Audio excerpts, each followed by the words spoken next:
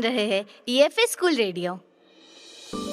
Hello everyone, आप सबका स्वागत है EFA स्टूडियो में और मैं आपकी जानी मानी दोस्त RJ निराली, जो कि लेकर आई है मजेदार किस्से, खबरें, कहानियाँ और भी बहुत कुछ, और जानेंगे कुछ मजेदार बातें। तो चलिए कार्यक्रम को आगे बढ़ाते हुए हर दिन नई कहानी, हर दिन नई शुरुआत, इसी के साथ लेकर आते हैं चटपटी कहानियाँ। सभी टीचरों को मेरा नमस्ते। मेरा नाम जैद मिलूँ, कक्षा 8वीं सेशन 1 की छात्रा हूँ। मैं आप लोगों को एक कहानी सुनाने जा रही हूँ जिसका नाम सच्ची शिक्षा है। एक जंगल में एक साधु रहते थे। वह अपने शिष्यों को अनेक विषयों के बारे में शिक्षा देते थे। एक दिन उनके पास 2 युवक शिक्षा लेने के लिए आए। साधु ने कहा कि तुम्हें शिक्षा लेने से पहले मैं तुम लोगों की एक परीक्षा लूँगा। तो उन्होंने उन दोनों को 2 कबूतर दिए और कहा, तुम लोगों को इन्हें अकेले में मारना है। तुम्हें मारते हुए इन्हें कोई ना देख पाए।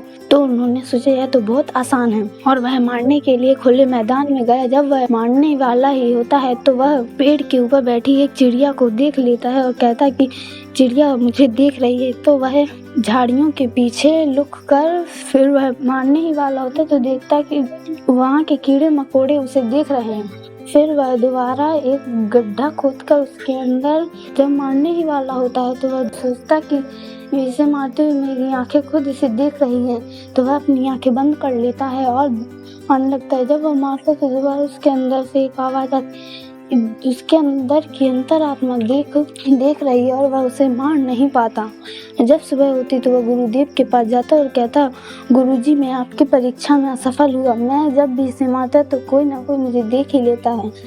मैं समझ गया हूँ कि अकेले काम करने से कोई बाहरी लोग नहीं देखते, परंतु अंदर की अंतरात्मा देख लेती है।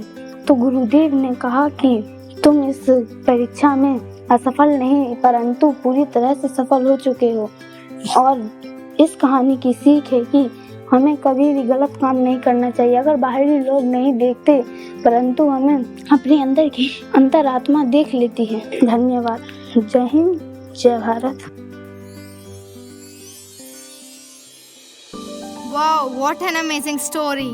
आई होप आप सभी को पसंद आया होगा because I too love it. India जो टैलेंट से भरी हुई है, डांस, गाने, मिमिक्री आदि करने वाले विभिन्न लोग हमें मिल जाएंगे। तो चलिए आगे बढ़ते हुए सुनते हैं अपना अगला सेगमेंट, अंदाज अपना अपना। मैं आनंद तिवारी, कक्षा 12वीं A1 का छात्र PM श्री शासकीय उच्चतर माध्यमिक विद्यालय क्रमांक 2 से आपको छोटा सा राष्ट्रगीत प्रस्तुत करना चाहता हूँ। हे देश भक्त तुमको सत सत नमन हमारा। हे देश भक्त तुमको सत सत नमन हमारा। माँ की आँखों का तारा सत सत नमन हमारा। हे देश भक्त तुमको सत सत नमन हमारा। तेरे ही चलते आज मिली है हमें आजादी। उजड़े हुए चमन को फिर से तूने सजा दी। उस पल को याद करके, पुलवामा हमले को याद करके, उस पल को याद करके नैनों से बहती धारा। हे देश के शहीदों सत सत नमन हमारा। हे देश के जवानों सत सत नमन हमारा।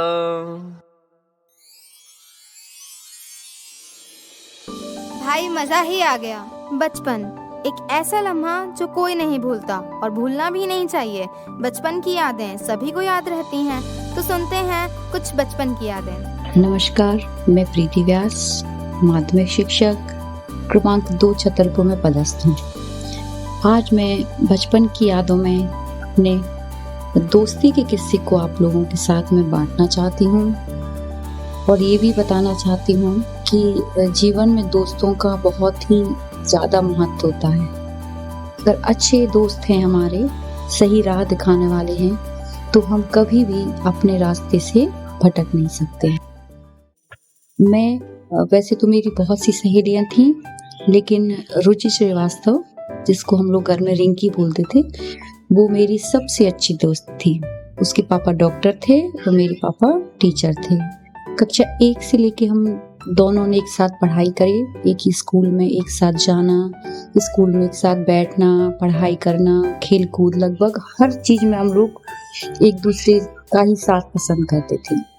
घर हम लोगों के पास पास थे, तो पढ़ाई भी साथ में बैठ के की जाती थी। हम लोगों के हर सुख दुख को बांटना, जो घर के लोगों को नहीं मालूम, वो हम एक दूसरे को बताते थे।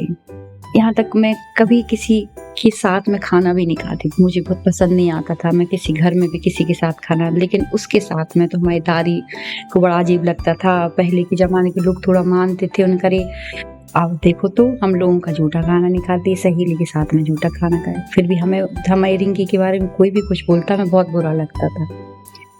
और ये समझ लीजिए कि हम लोग 2 थे, लेकिन अंदर से एक ही थे। हर सुख दुख दोनों का अलग अलग नहीं था। उसकी खुशी मेरी खुशी, मेरा दुख उसका दुख। जैसे जय वीरू की जोड़ी थी, इस तरह से हम लोगों की जोड़ी थी। पढ़ाई चलती रही, 1 से लेके 12 तक की पढ़ाई हम लोगों की पूरी हो चुकी थी। कई उतार चढ़ाव आए, कभी थोड़ा बहुत रूठना मनाना भी चला, और इसके बाद में हम लोगों को कॉलेज की पढ़ाई के लिए अलग अलग जगह जाना पड़ा। वो भिंड की थी और मैं सागर की थी। मुझे सागर में पढ़ाई करने जाना, उसको भिंड में जाना था। अब वो समय ऐसा था, कभी हम लोग एक दूसरे के बिना एक दिन भी नहीं रहते, एक दूसरे के बिना रहने का सोच भी नहीं सकते थे। लेकिन अब वो समय आ गया था जब हम लोगों को अलग अलग जगह जाना था, तो समझ में नहीं आ रहा था कि क्या करें। बहुत रोए हम लोग, बहुत रोए। कई बार सोचा कि चलो अपन, उनके पापा मम्मी से बोला हम लोगों को दोनों को सागर में एडमिशन करा दो, वहीं पढ़ लेंगे दोनों, लेकिन ऐसा कुछ नहीं हुआ। उस समय लगता था कि शायद हम लोग एक दूसरे के बिना रह भी ना पाए, लेकिन फिर थोड़ा समझदारी दिखानी थी, वो भिंड गई और हम सागर पढ़ने के लिए आ गए। लेकिन एक जो अच्छे दोस्त की भूमिका में रहे, वो हम दोनों ने ही अपनी अपनी जगह निभाई है, और उसका ये परिणाम है कि आज हम दोनों ही अपना सफल जीवन व्यतीत कर रहे हैं। ऐसे ही अच्छे दोस्तों का जीवन में होना बहुमूल्य होता है, और बुरी संगत और अच्छी संगत का भी असर इन्हीं सब चीज़ों में दिखाई देता है। इसलिए हमेशा अच्छे लोगों का चुनाव करें। जय हिंद। क्या बात है, मुझे मेरे बचपन के दिन याद आ गए। मुझे लगता है आपको भी याद आए होंगे। सपने, हर बच्चा अपने सपने खुद बुनता है, और सवाल भी कई आते हैं। तो जानते हैं कुछ सपने और सवाल। नमस्कार, मैं सिम्मी कुमारी, उच्च माध्यमिक शिक्षक, शासकीय उच्चतर माध्यमिक विद्यालय क्रमांक 2 से आज हमारे बीच में उपस्थित हैं नीतू अवस्थी मैम, जो बच्चों को करियर से संबंधित कुछ सवालों के जवाब देगी। पूछिए बेटा, अपना सवाल पूछिए। नमस्कार मैम, मेरा नाम ब्रजेंद्र लोधी है। मैं कक्षा 10वीं का छात्र हूँ। मैं भविष्य में शिक्षक बनना चाहता हूँ। उसके लिए मुझे क्या करना पड़ेगा? देखो, यदि तुम आगे चल के प्राथमिक शिक्षक बनना चाहते हो, तो सबसे पहले तुम्हें 12th के बाद D.Ed या DLED करना पड़ेगा, और इसके बाद ही तुम एक प्राथमिक शिक्षक बन पाओगे। यदि आगे चलकर तुम माध्यमिक शिक्षक या PGT टीचर बनना चाहते हो, इसके लिए तुम्हें ग्रेजुएशन के बाद B.Ed करना पड़ेगा। और इसके बाद यदि तुम उच्च माध्यमिक शिक्षक बनना चाहते हो, तो तुम्हें उसके लिए पोस्ट ग्रेजुएशन के बाद B.Ed करके तुम इसमें जो एलिजिबिलिटी टेस्ट होता है वो देकर तुम इस क्षेत्र में आगे बढ़ सकते हो। और यदि तुम इससे भी आगे जाना चाहते हो, प्रोफेसर बनना चाहते हो, तो उसके लिए तुम्हें नेट स्लेट की तैयारी करना पड़ेगी, और उसका एग्जाम आप क्वालिफाई करेंगे, जब जाकर आप प्रोफेसर की लाइन में भी आगे बढ़ सकते हो। मैं तुम्हारे उज्जवल भविष्य की कामना करती हूँ।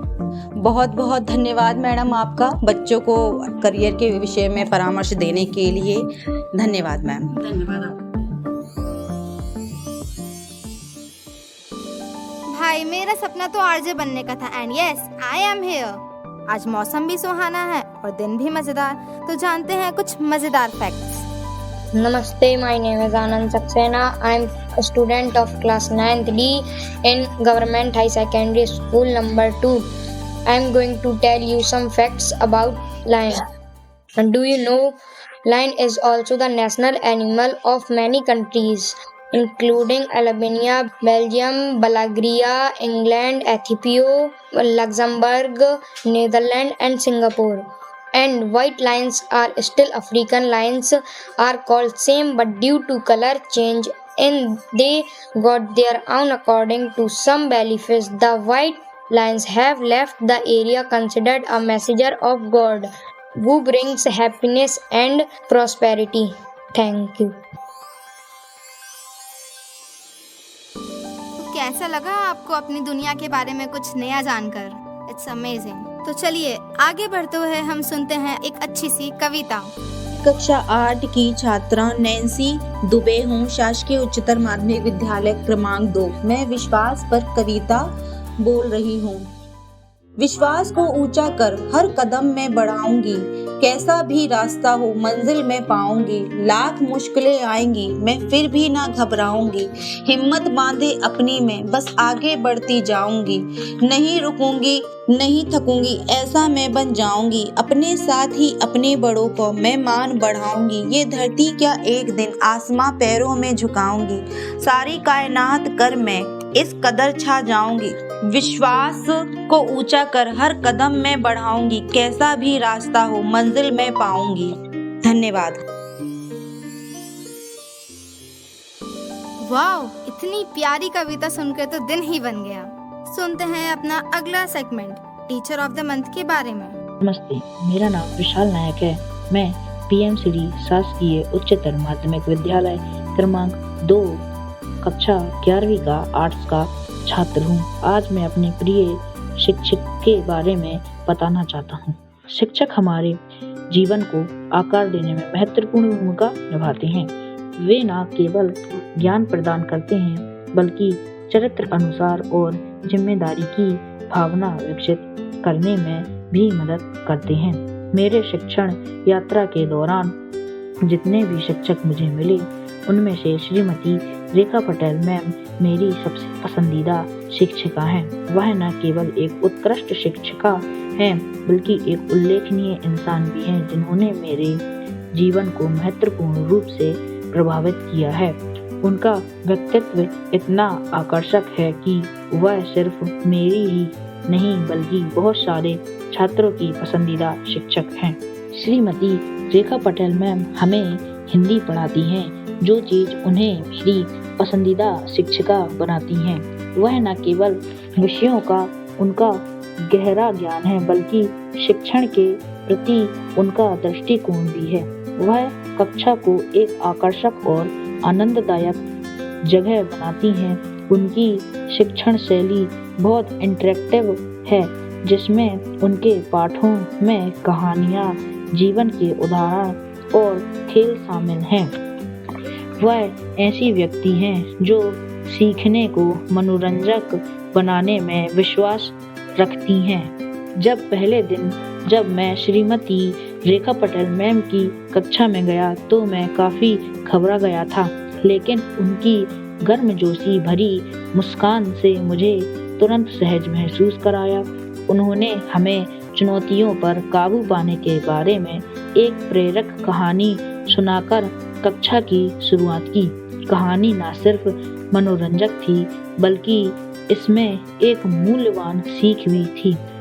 उस दिन हम सभी बच्चों ने यह महसूस किया कि उनके कक्ष हमेशा दूसरे शिक्षकों से अलग होगी। श्रीमती रेखा पटेल मैम का पढ़ाने का तरीका अनोखा है। वह सिर्फ पाठ्य पुस्तक तक ही सीमित नहीं रहती बल्कि उनसे भी आगे जाती हैं। उदाहरण के लिए भारत में स्वतंत्रता आंदोलन पर एक अध्याय पढ़ाते समय उन्होंने हमें वृत्तांत चित्र दिखाए और हमें ऐतिहासिक स्थलों के आभारी दौरे पर ले गईं। इससे विषय अधिक प्रासंगिक और रोमांचक बन गया। उन कार्य भी रचनात्मक हैं। वह अक्सर हमसे प्रेजेंटेशन बनाने, निबंध लेखन या यहाँ तक कि विषय से संबंधित छोटे नाटक लेखन के लिए भी कहती हैं। श्रीमती रेखा पटेल मैम सिर्फ एक शिक्षिका से कहीं अधिक हैं, वह एक महान गुरु भी हैं। वह समझती हैं कि छात्रों में अलग अलग ताकत और कमजोरियां होती हैं और वह हमसे प्रयत्न से सर्वश्रेष्ठ लाने की कोशिश करती हैं। मैं सार्वजनिक रूप से बोलने में बहुत शर्मीला और झिझकता था, लेकिन उनके प्रोत्साहन और मार्गदर्शन से मैंने संचार कौशल में काफी सुधार किया। वह हमेशा अतिरिक्त मदद के लिए उपलब्ध रहती हैं और हमारी भलाई में सच्ची दिलचस्पी लेती हैं।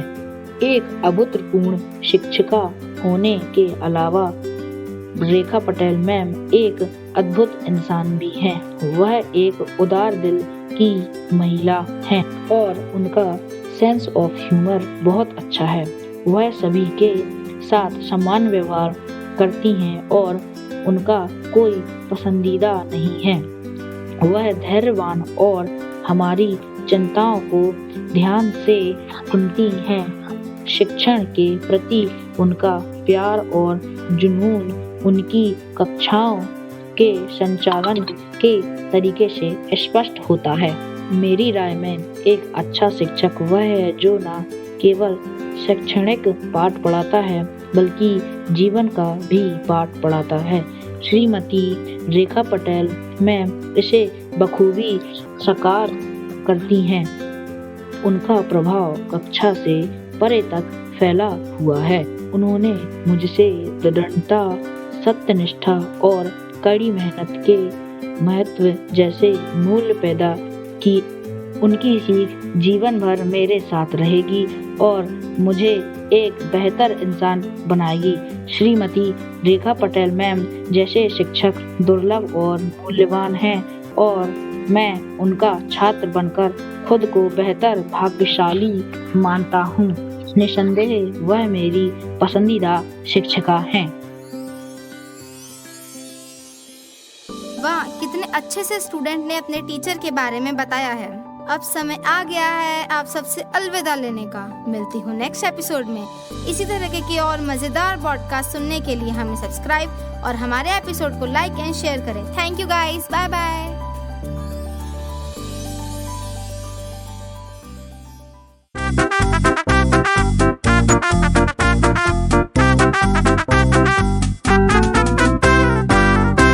आप सुन रहे थे EFA स्कूल रेडियो।